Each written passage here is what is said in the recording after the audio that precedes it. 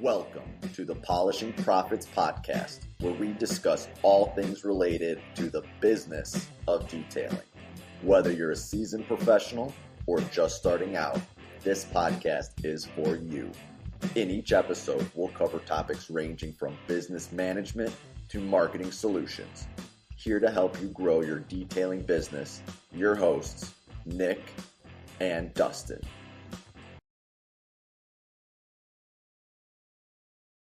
Dustin's muted. Unmute your mic, Dustin.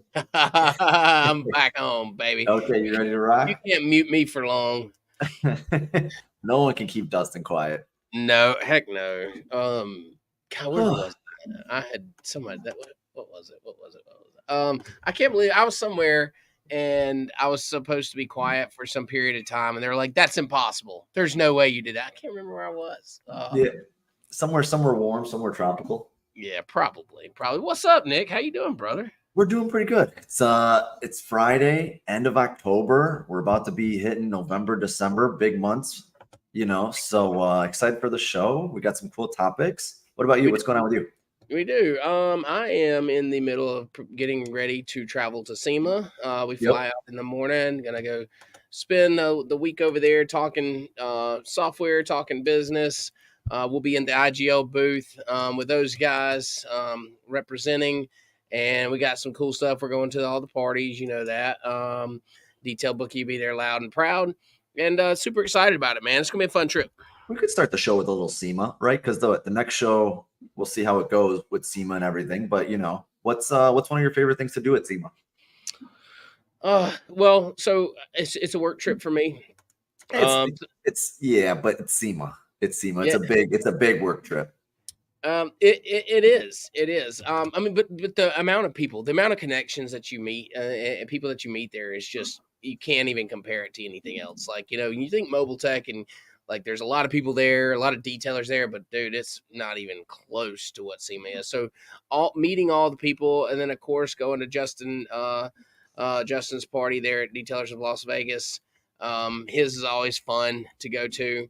And just seeing all the people that we don't see, ever that often, and getting together is a lot of fun. And of course, it's Vegas, man, which I'm knee deep in training for an Ironman, and let's see, in April, I think. Okay. So I probably won't get to have as wild of a SEMA as I would have otherwise. Well, let me ask you this, because SEMA, I've got mixed feelings on SEMA. It's so big. Mm-hmm. Right. It's just so big. It's so much to take in. If you haven't been to SEMA, what do you recommend for those smaller time details that are like, man, I want to go see what's new or get to SEMA? Forget the Vegas. Who cares where it's at? Right. Yeah. What are those things that you'd recommend for a smaller time detailer going? Make a plan on what you want to see. It is so big, and the attention is everywhere. So like, to stay focused and go see what you want to see. Plan your day out. Have some time in there where you can just wander around and walk around and try new things, see new things. Yeah. But absolutely make a plan. If you want to come see Detail Bookie and do a demo, make sure that's down, and even reach out to the companies. Like we've been setting meetings for the last few weeks to have there. In person, which is smart. Yeah. Oh, absolutely. And so, having that, like, we don't mind you calling and saying, hey, I'm going to be at SEMA, would 2:30 on Thursday work for you guys to come by the booth? Like, absolutely. Then we can put it on the calendar. We make sure we're there. We make sure we look for you. And so that's if I'm a newbie going to SEMA, that's 100% what I'm doing. Yeah. My first time didn't go with a plan. It's overwhelming. You know what I mean? I did the same thing. Yeah. God, it almost made it almost a negative experience because you're walking. You don't see anything because you see everything. Yeah. And you just leave there and you're like, what the heck? You got a bag full of like free little goodies and you don't even remember who you talked to or what you did. And you missed some presentations and you wanted to do this. And the planning part, I think, is a really good point of advice for anyone thinking to go to SEMA. Definitely worth it. Yeah, absolutely. I mean, I think that's a must, to kind of have an agenda set out. And of course, you leave you some time to, to wander around and to see new things, but absolutely have an agenda set. What's going on at EZM this week? Anything fun and exciting? Easy in this week is barnacles. Is what's going on. Let me tell you about these barnacles I'm trying to get off this pontoon boat. And by the way, I'm trying this. I've been looking for one of those ice blasters, a dry ice The machine. dry ice, yeah. Yeah, man. And they're expensive. You can, and even renting them is hard to rent. You got to have compressors to run them and all this stuff. But we have a pontoon. It's a brand new pontoon boat that's set in the water and down in the Gulf for a year, basically, or 6 months since they bought it. It's sat there, and it is just destroyed with barnacles. And you try to power wash them off. You try a barnacle blaster, but nothing works. So we're dealing with barnacles. I don't deal with any barnacles. Let me just tell you that right now. Zero. PPF. It is the PPF removal of the marine world. Yeah. Oh God, that's terrible. Yeah. Moving PPF are about the same level of really. Well, at least you can sort of peel it a little bit. You're not peeling a barnacle, You're right? not peeling a barnacle, dude. You're spending time. And listen, when you get them knocked down, so it's not. First of all, they stink, and then second of all, you get them all like off. But then you have where they've attached themselves to whatever it is, and it's like a little bit of it's almost like a water spot. But it's organic, and you had to sand it off. So and I'm talking hundreds of thousands of barnacles. So barnacle removal. If you ever get the chance to remove some barnacles, pass. Dustin's got barnacles on the brain right now. I got barnacles on the brain.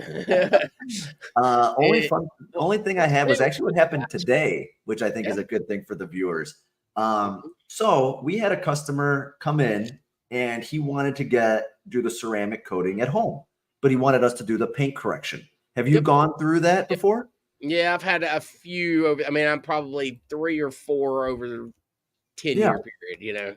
And our guys did a great job. They're like, look, someone wanted to come in and then he needed help, right? That's our motto. Like, he wants help. Sure. It's not on the menu. Let's figure out what we can do. Right. Yeah. So we sell him just a one-step polish. It was a new Tesla. It wasn't in bad shape, but the one thing that wasn't communicated was a one-step polish for like a ceramic coating prep is different than just like a quick one-step polish for, one-step polish. Yeah, you know what I mean? Like quick and easy. So what we did is obviously we pulled out the 5-inch to the 3-inch, and we really took our time on each panel to get it as close as possible with, a one-step polish. And now, of course, the customer's like, oh, hey, but the one-step polish says that it comes with a wax, and since we didn't do the wax, do I get a discount? Oh, yeah. Yep. Right? So our guys, they're trained to do it, but I was there, and I was like, okay, I haven't had my coffee. I'm a little grumpy. Let me deal with this guy here. Right. And now he's a super good guy. Talked about, we're going to do his other car. We're going to take care of this guy. And that's the only reason I bring it on the show, because it ended positively.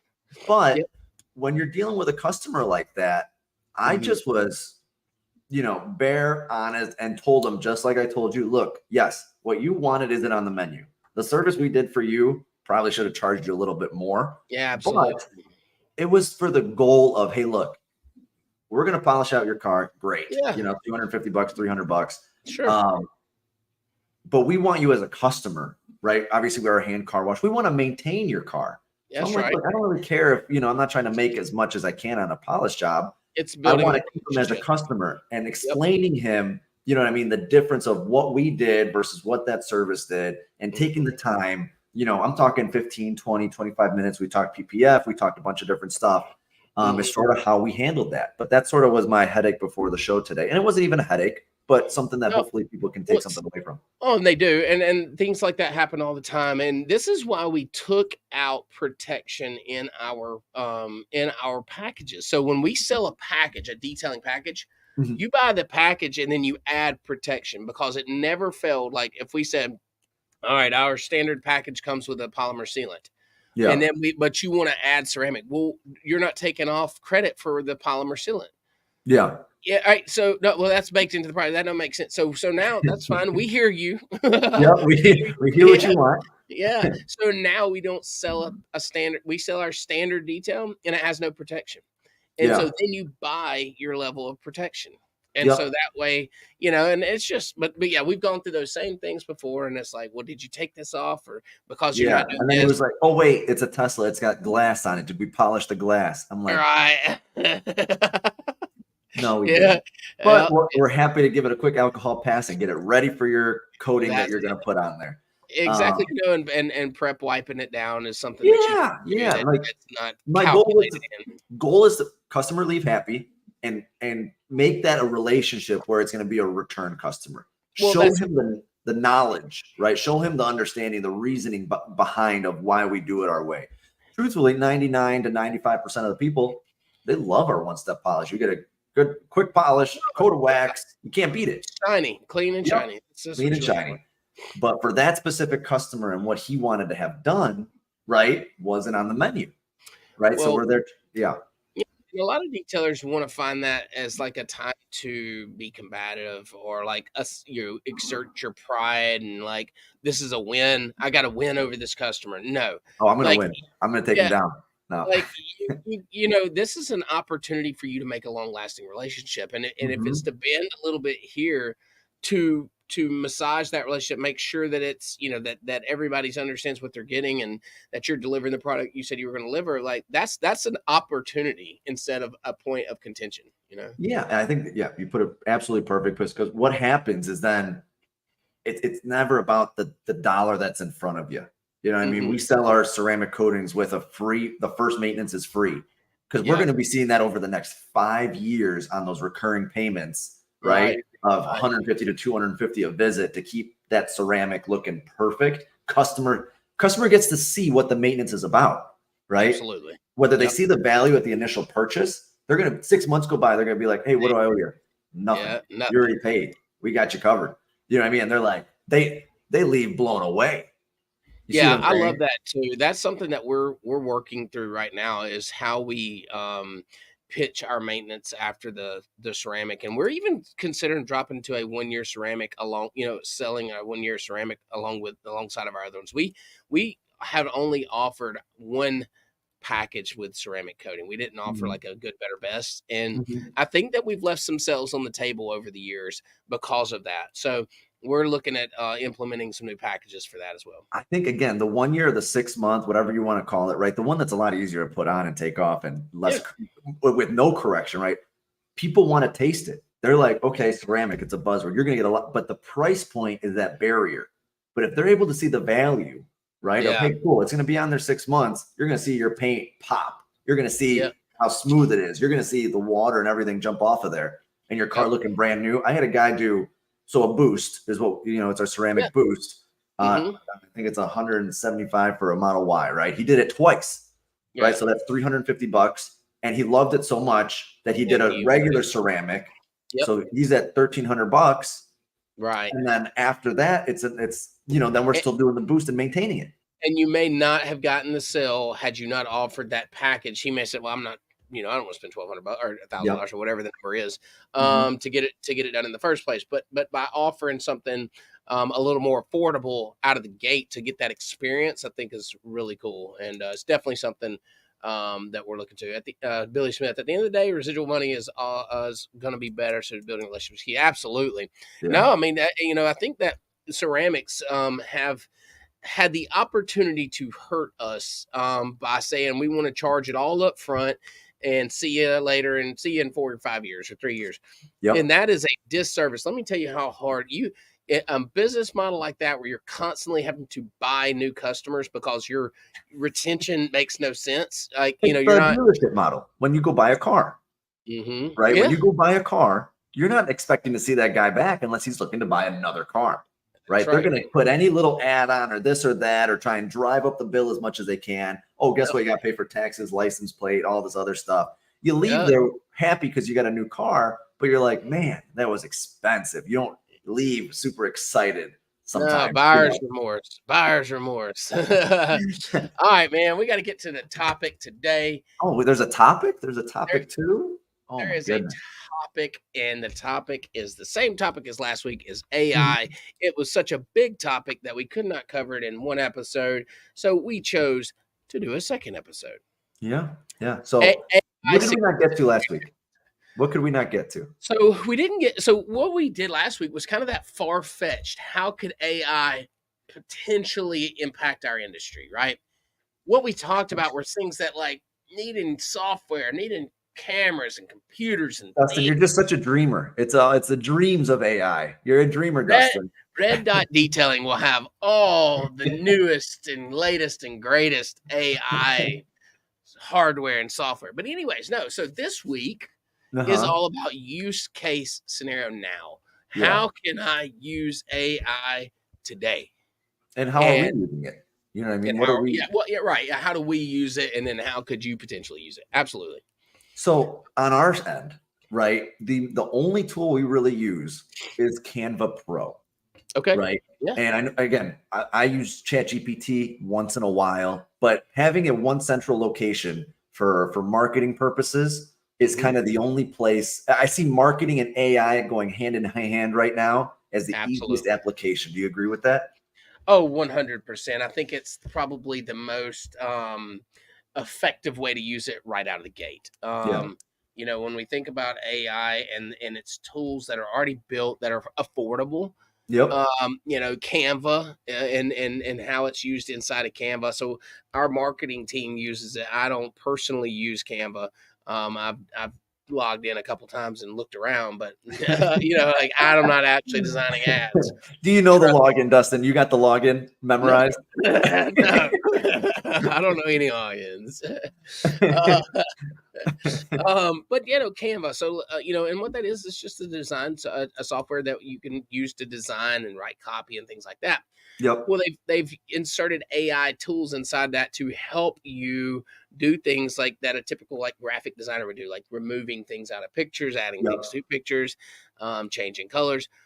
Now, what I use AI for every day is, and by the way, I think it's an excellent tool to use. Two things. I use ChatGPT. One is to I can check grammar. I can change tone on any maybe text messages or long posts or long responses that I'm making. I can use it as a tool to look over anything that I'm writing out.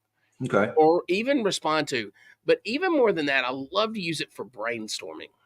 So if I'm coming up with an idea of so when you're in the lair, when you're in the dungeon, right? And you've got your wizard hat on and you're trying to think of what's that next thing. You go to ChatGPT. Yeah, man, it's one of my go-tos. I mean, because we have some really cool brainstorming sessions here at EZN, and that's some of the things that we feel like have kind of separated us is the way that we've always come together and brainstormed ideas and thought through things. But now ChatGPT is like having another person in the room, and with an endless supply of information and readily available, literally readily available. So like if you put an ideas in there and you say, hey, I'm thinking about doing this thing, give me a list of ideas about blah, blah, blah. And it's going to ramble off like a list of stuff. Like, and then it really gets the mind turning. If you're trying to name things, name projects, name businesses, you know, just it's really endless the opportunities that you have using it as far as brainstorming. I don't think it solves your problem, but I think it helps you solve your problem. Well, I think so. Let's just talk on that side for a minute, right? Because I know that has a little bit of marketing in it, but that's kind of day to day, a little bit bigger picture, and I think that's applicable for a lot of that's one man show. You know what I mean? One man show, and you need an extra person to help you with the creative side or brainstorming because you just worked on 4 cars that day and you're crispy, right? Yes. So again, if you want to share the screen, let's do a little test and just see what it comes up with. I'm going to share this tab instead. Yeah, and so what you're in is what Canva Pro. What did we talk about? Billy Smith talked about residual income, right? We have no idea what it's going to say. Billy Smith did the comment, right? Yeah. Give me 5 residual income. Do we need AI to spell that for us? Yes, please. Or detailing company, right? So we don't know what it's going to say, but you're like, man, I need to create some residual income streams, right? Yeah. And now it got angry at me. So that's where we got to do it. Okay. And again, this is live. We're trying to. 5. Again, the user friendliness of these tools is only going to get better over time, but learning how, what tool to use where. Canva, if you're having to design your own post and design your own graphics, it's a great tool to have, and it's already got AI built into it. So asking for these 5 different income streams for a detail company, because you're like, man, we need to be making a little more. Times are tough, whatever it may be. But you're just like hitting a wall. Look Okay, at that. well, it's going to 5 come up different- and give you, having multiple income streams is crucial for long-term success in any business. Here are 5 different income streams for a detailing company you should What consider. are the 5? Well, the first one's the detailing services, the mobile Mhm. detailing. It says selling detailing products such as waxes, polishes, cleaners, car accessories, right? Offering car accessories, and then detailing training. Yeah. Are any of these out of left field? No. I mean, that's a very good list. It's a good list. And then what'll happen is like, okay, you know what? I didn't even think about detailing training, right? Right. So Yep. what you're going to do is you're going to say here, okay, you know what? I want to go into that a little bit more. And I want to say, okay, create, what would we want to ask AI for detailing training? You could create a training outline, an auto detailing training outline. Create. We're giving all our tools away. Like, man, we just thought you were really good, Dustin. No, AI has made us really good. It's little Dustin's the AI. He's actually got it probably my little microchip inside of. Yes, yeah. Billy Smith and Miss Vandy gave me this right here, but we're gonna call him little AI. Now, what I usually do, this is just a quick tip. When you leave it so open-ended, I can still generate it, but I like saying in 3 steps. I like trying to narrow it down a little bit so it becomes a little more precise. But let's see what it spits out with leaving it open-ended. Create an auto detailing training guide. There you go. Right. And it did it in 6 steps, right? Start with a thorough wash, clay bar treatment, polish, wax, interior detail, wheels and tires. Like, it's going to give you the first step, right? We're brainstorming. We're trying to figure out, okay, well, I do this differently. I'm going to change this part of it. You see what I'm saying? It gives you a starting point. So instead of starting, like, we all have had that blank page, like writer's block, like, oh my gosh, what do I do? Where do I start? AI kind of bridges that gap for me, for sure. When I want to, if I need a kickstart, you can use AI to do something like this. Say, oh yeah. Okay, now this is what we typically do, and we're going to take out section of this. We're going to rewrite most of it, but where it's applicable to us. But it's a heck of a place to start. And when you talk about writer's block or something like that, where you just get stuck, man, AI is there to help you out. So that's like the brainstorming side, and you're able to take some of that and turn it into marketing. On the other side of it is, I think, when you're just, oh my God, you're a one-man show, and I'm going to share this tab instead, and you're just like, hey, I want to create a post. Yes. Right? I want to create a post, and you're not a designer. You're not, use the tools around you to make it better. That's right. So again, there's a bunch of templates that you can have on Canva, right? You see all of them here on the side. And for the people listening, we'll sort of try and explain some of it to you. What we want to show you is the picture side of it, right? So if we go and grab, let's find one with just like a car here, right? And we want to grab this car. And you know what? My colors are blue. I want to make that car blue, right? So if I go and double click this car, which is white, and then go through here to magic edit, and you know what? I'm going to just do this whole car here. And go ahead. So you get to highlight the thing you want to change, basically. Yeah. And I'm going to just do it kind of rushed just to see what it does, because it's AI and I want it to be able to think for itself. Right. Right. So I like the black background. I don't want it to change my design totally, but you know what? And I'm going to leave that spot white right here in the middle to see what it does. And I'm going to change car color to blue, right? Because that's going to match and of course now AI is doing the thinking. Now it's like, hey, the light's dimmed in my shop here. It is. it's there doing its processing. But it's actually got a paintbrush. There's a computer somewhere with a paintbrush. They're like, oh my God, Nick and Dustin want this white car blue. What shade blue? What shade blue do we pick? One computer leaned over to the other one. Was like, hey man, we got to paint this car again. They're driving over to Home Depot and getting all the different swatches. They're like, you know what? I think this one looks the best. So now, think about this though. Think about this world that we're living in, where we're asking a computer to make subjective changes. Blue, look at that. Oh, I used to give Madison so much credit for this. Now I know how she does it. So it gives you a blue car. Again, it didn't go make the wheels blue, right? The tires are still black. It looks like a nice tinted out, and it fits the color scheme and everything. Dude, it's perfect. And that's something little, that's something small where you're able to make these adjustments to these pictures. But I think it's just, that's AI. For someone to go through and do that with Photoshop and pay for Photoshop and do this and do that and take the time, well, it just did it in about 20 seconds for you. Well, let's be real. That's not just some plain blue. That's kind of an electric blue that would look good on that car. Like it could have picked any one of 1,000 blues, and I'll be dang if it didn't grab a really cool looking blue. So, really. So like the thought of like being able to ask this computer to do something for you like that and then get that kind of result is incredible. I mean, what a tool to have in the toolbox, Yeah. And again, it's going to go a little bit farther than that if you want to push it. Like if you want the whole image, right? It's a car right now. And I want to change, what should we change the car to? Change the school car bus. To a, school bus. You've got a big school bus account coming. You're like, everything looks great. I can't find the right school bus. Yeah. AI, little Dustin, can you help me out? Change the car to a school bus. And you know what? It's good to be polite. Let's put please. Okay, I always say please and thank you.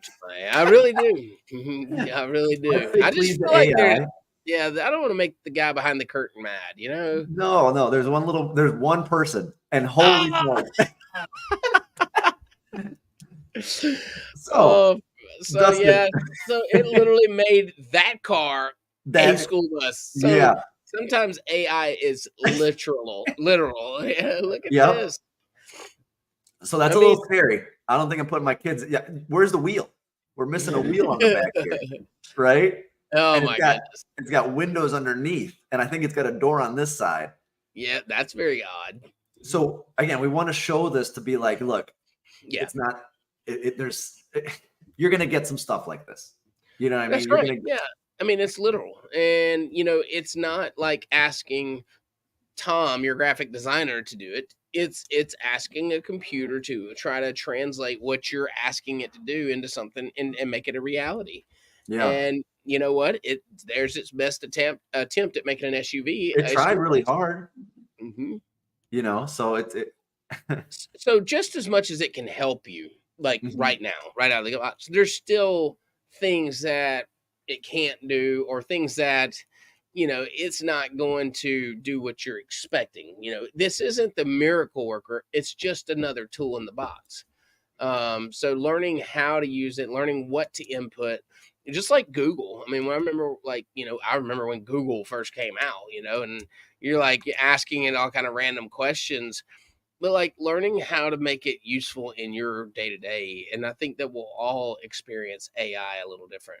What was the prompt here? Oh, it rejected you. Yeah, I wanted to add something in. So I said, put a pizza box on the hood of the car, right? Maybe you're having a pizza social.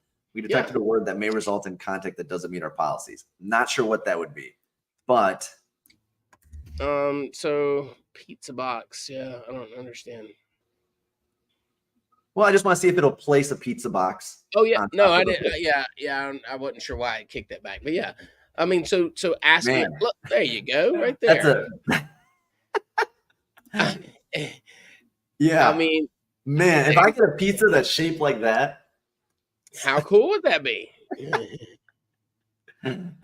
So you can sort of see where it's at, right? You want to change colors, you want to do little edits and whatnot, but the scary part of AI is it's just not 100% there. It's a tool that's continuously improving. Showing these are fun and funny, and you're messing with them. You're like, holy smokes. Is it practical yet for every application? Probably not. Probably not for every, but there are specific areas in which you definitely can use it right out of the box. Owner operator, just doesn't one man show. I can use it to expand my reach a little bit. I can use it to help me brainstorm if I don't have a team to bring together, like, to get ideas and to help me with these things. I mean, I think it's definitely has use case scenarios. Cool. What else is on your mind on AI? Anything else crazy? You know, as far as AI is concerned, everybody has concerns of where it takes us, and the downside or the scary side. I, in my opinion, I think that I'm sure there are negatives, right? I'm Mm. sure if left alone, that AI can be used in ways that it should never be used. But in our realm, in the detailing world, I think AI is here to help you. I think if you're not using it to some level, you're doing yourself a disservice. You have a tool here that will absolutely help you write content, um, design some graph, or make changes in graphics and changes in pictures that are make sense. I'm going to go a different route with it. You Uh, see, I think putting just a little bit of time to be aware of the tools that are out there is mhm. going to make it easier in 3 years to be able to handle the things that are coming, right? To Oh, be able to handle absolutely. the Yeah. tools that'll really help your business. Because if you're like, I just saw Nick put a pizza and it made the whole hood a pizza. Right. I don't need that for my business. I Correct. agree. But understanding it, right, is going to make Mhm. it easier because you understand how to use the tool for when, for later. It's the same thing with the internet, right? When you were using Word and Excel and Yep. PowerPoint, well, now it's easier to use Google Drive and, Google Docs and using all these different tools that are here now, but you had to use them 5, 10, 15 years ago to have that To build up. understand, right? To understand why it's important and how you use it. I do think that it's not here to replace us, it's here to enhance us. And it's just like anything else, any other, as a human, our job is to make our lives easier. Like, we're put on this earth to figure things out and to evolve and make things that are hard easy so we can go solve harder problems. And AI is just another tool, and I think that being able to be aware enough to use it, to understand it, to see if it can play a role in your company at all. I think that's just good business. So anyone watching or listening over the next week before SEMA and that's going to go visit Dustin, I'd love to see you find a picture of Dustin, screenshot this one, and do a little AI tweak on it and Right. and show it to him. Show it to him at the SEMA booth. Missing a tooth. Missing a tooth. Man, yeah. So, all in all, I know that we've dug deep on AI. I really loved the series, the little 2-part series on AI. I think it has it's going to play a big impact in our world in the next 5 to 10 years for sure. Yeah. I think, like you said, understanding it, knowing it, whether you use it or not on a daily basis. I don't know that anybody's going to be using it daily in detailing right now. But understanding how its use case, I think, is important. Well, at least I know if I'm getting more than 2 sentences from Dustin, it's probably little Dustin type in there. Let me tell you something. If you get more than a sentence from me, 100% written by AI. If you get a long comment on a post, just know. Just read it twice and be like, you know what? Dustin doesn't talk like that. He's not. He's not talking barnacles. He's not talking Rite Aid. He's not talking. Right. That's not Dustin. Eckards. Yeah. No, man, I love it. Looking forward to how seeing how it evolves, and and how it can impact our industry. Okay. Yeah. And ready for next week. We'll see. We'll be back next week. For sure. Are we gonna go live? Oh, see, I'll be flying on Friday. The I'll show have to. must go on. The show must go on. We'll have to figure out. We may have to do it from airport or something, but we'll figure that out. Yeah, we've been in weird places before. We have been in weird places before, for sure. All right, brother. Great show as always. Enjoyed it, and we will be back next week. See ya. Catch you later.